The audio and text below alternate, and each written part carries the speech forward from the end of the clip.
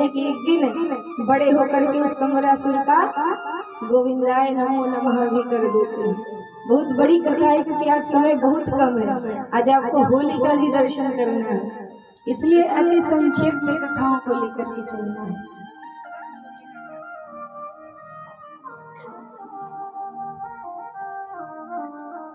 आगे कथा आती है शत्राजीत की। पूछा जाता है कि महाराज ये शत्राजीत जो था ना, वो ऐसा क्या हुआ कि कृष्ण जी से वैर करने लगा था। कहते हैं परीक्षित जी महाराज, ये जो शत्राजीत है उसने भगवान पर आरोप लगाया था। अब भगवान तो भगवान है, उनने ऐसा कौन सा कार्य कर दिया कि उन पर भी आरोप लग गया। भैया हम संसार वालों पर तो आरोप लगते रहते हैं, कुछ सच्चे कुछ झूठे। कुछ तो सच्चे लगते हैं और कुछ झूठे आरोप लगते रहते हैं, पर भगवान पर आरोप ऐसी कौन सी घटना हो गई थी। तो कहते हैं कि जो शत्राजीत है ना, ये द्वारिकापुरी में रहता है, जहाँ हमारे कन्हैया राजा है वहीं पर शत्राजीत रहता है। और शत्राजीत के पास एक मणि रहती है। सूर्य देव जी की आराधना करके शत्राजीत ने क्या किया था कि एक मणि प्राप्त करी थी सूर्य देव की कृपा से। और उस मणि से कहते हैं कि रोज सोना उत्पन्न होता था। अब किसी के पास धन संपत्ति आ जाए ना, तो कुछ तो होते हैं कि संभाल के रखते हैं, और कुछ लोग होते हैं कि उस संपत्ति को खूब दिखाते हैं। कुछ चीजें सबको नहीं दिखानी चाहिए।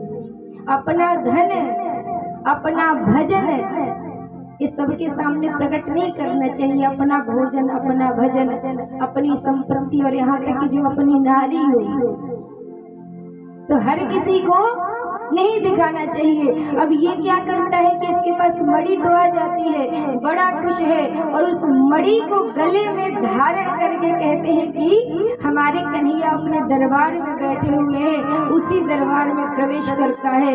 चूंकि दी हुई मणि है सूर्य देव जी की, उसका तेज ऐसा है कि शत्राजीत ने उसे धारण किया ना, तो ऐसा लग रहा है कि शत्राजीत भी सूर्य के समान है। द्वारिकावासी कहते हैं कि कन्हैया आपकी महिमा बहुत बड़ी है। अरे आपके दर्शन करने तो सूर्य देव पधारे हैं।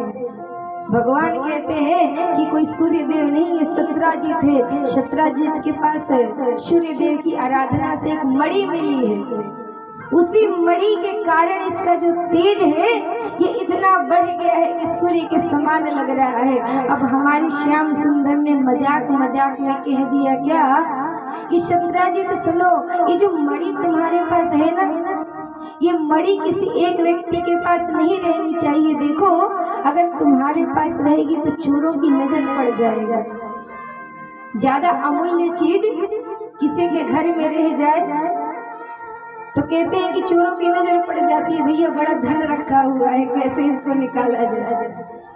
वही श्याम सुंदर सरकार कहते हैं कि जो मणि तुम्हारे पास है ना, इस मणि को तुम यहाँ दे दो, राजकाज के काम में आएगा।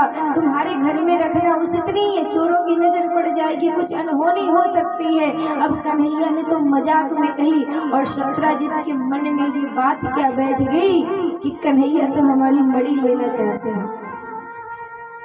शास्त्रों में कहा गया है कि जैसे शेर हो और शेर के सामने से कोई श्वान जा रहा हो, कोई कुत्ता जा रहा हो, और कुत्ते के मुख में हड्डी हो, तो कुत्ते को क्या संदेह होता है कि शेर हमारी हड्डी लेकर के ना भाग जाए। आज यही भय शत्राजीत को हो गया। शत्राजीत सोचता है क्या कि कन्हैया जो है ना मेरी मणि न ले ले। अरे इनके मन में तो लालच आ गया है, कन्हैया मेरी मणि के लालच में आ गए हैं। और ये सोच करके शत्राजीत तो चुपचाप चला जाता है, कृष्ण जी से कुछ बोलता नहीं, पर मन ही मन कहता है कि कन्हैया को हमारी मणि पसंद आ गई है।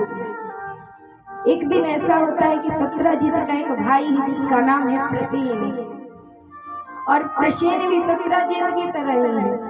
जो मणि घर में रख के पूजा करनी चाहिए उस मणि को गले में धारण कर लिया और गले में धारण करके घोड़े पर सवार होकर के निकल पड़ा। कहाँ? शिकार करने के लिए। और कहते हैं कि जैसे ही घोड़े पर सवार होकर के मणि को धारण करके जंगल में पहुंचता है, शिकार खेलता है, एक समय ऐसा आता है कि एक सिंह आकर के प्रसेन काहे शिकार कर लेता है।